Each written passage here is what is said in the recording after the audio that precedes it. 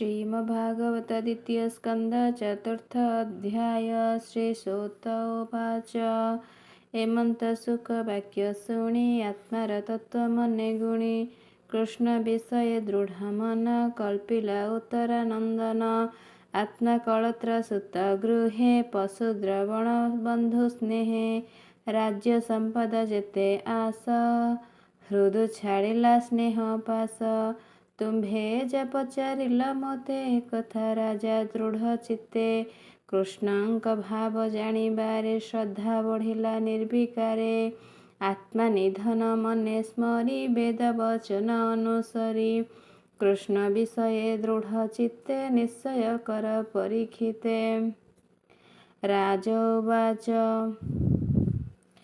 हे सुक तुम्भर वचन कृष्णर जेते गुण कर्म जहाँ शुणते पाप रे पवित्र बाह्य अभ्यंतरे पुणी पचारे तो सचिते भोमुनि कहिब निश्चिन्ते से हरि आत्मा माया बळे सृष्टि संचिले सयळे विष्णुर सर्जिला संसार अन्य देवंकु अगोचर से कथा जानिबार पाई भोमुनि पुणी मु पुछई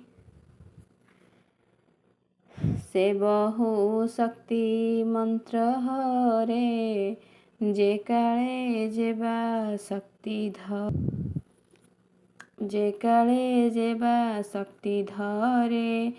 जे मते ब्रह्मा विष्णु हर क्रीडन करे दामोदर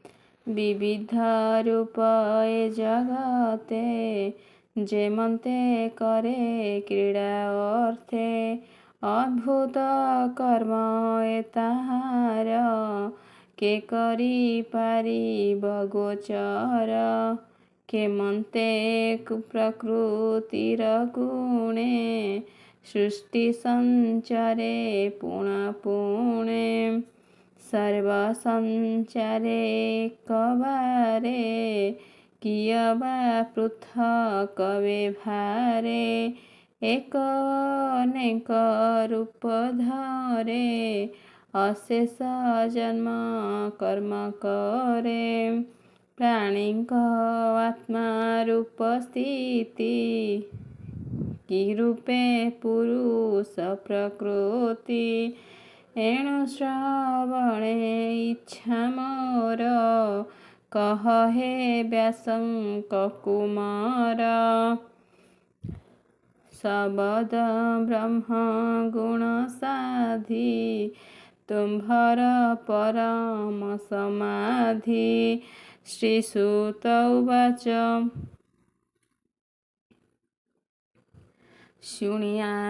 शुणी सानंद व्यास सुत हरिचरणे देई चित्त आनंदे चिंती नारायण कहंती परीक्षित शुण श्री शुक उवाच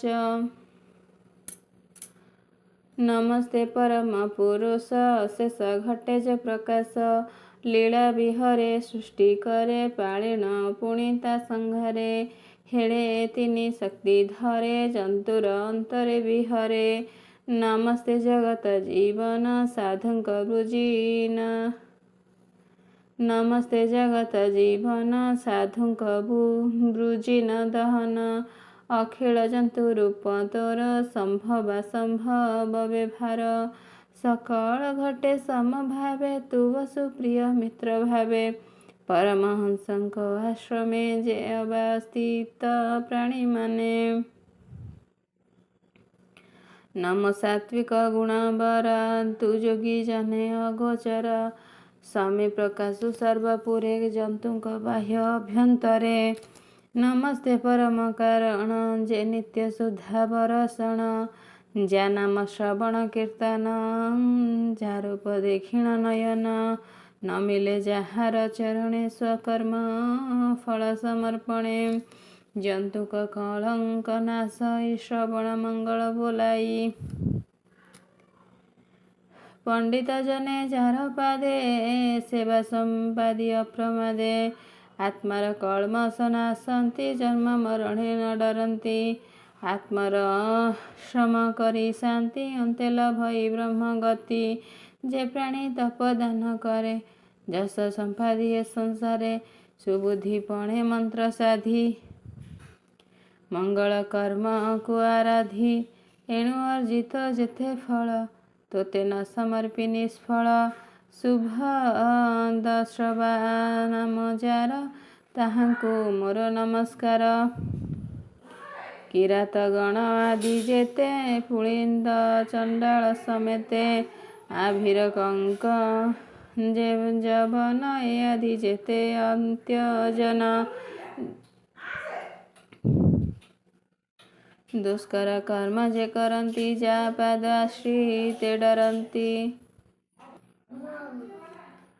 ଯା ପାଦ ଆଶ୍ରିତେ ତରନ୍ତି।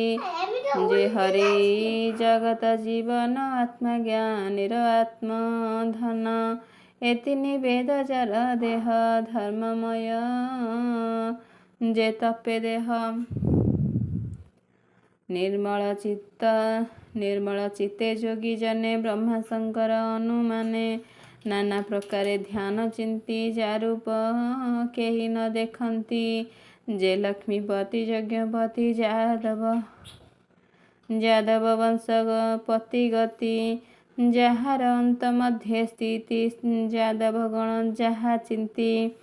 ଯାହାର ଚରଣ ଧ୍ୟାନ ବଳେ ନିଶ୍ଚଳ ସୁନିଷ୍ଠୁର ଜଳେ। ବୁଦ୍ଧି କି ପ୍ରକ୍ଷାଳନ କରି ଯାହା ଚିନ୍ତନ୍ତି ବ୍ରହ୍ମଚାରୀ। ସତ୍ୟ ବଚନେ ମୁନି ଯୁଥେ ସେବନ୍ତି ଯାର ପାଦ ଗତେ।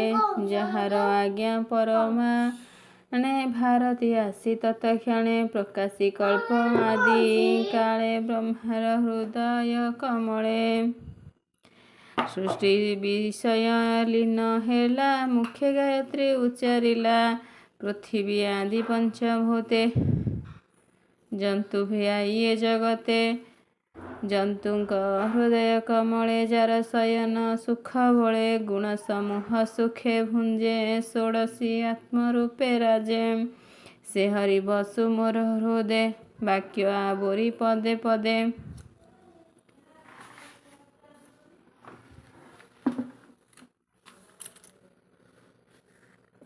ଯା ପାଦ ପଦ୍ମ ଜ୍ଞାନ ରସେ ମୁନିଏ ପୂଜନ୍ତି ହରସେ।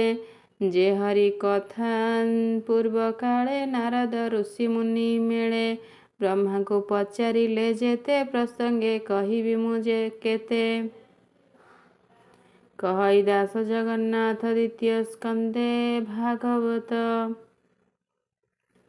ଏ ବାଣୀ ଶୁଣି ସୁଖ ବୋଳେ ପ୍ରାଣୀ ନିସ୍ତରେ ଭବ ଜଳେ। ଇତି ଶ୍ରୀମଦ୍ଭାଗବତେ ମହାପୁରାଣେ ପରମହଂସ ସଂହିତାୟାଂ 82 ଦ୍ୱିତୀୟ ସ୍କନ୍ଧେ ଶୁକ ପରୀକ୍ଷିତ ସମ୍ବାଦେ ଭକ୍ତିଯୋଗ ପ୍ରାଧାନ୍ୟ ବର୍ଣ୍ଣନେ ନାମ ଚତୁର୍ଥ ଅଧ୍ୟାୟଃ।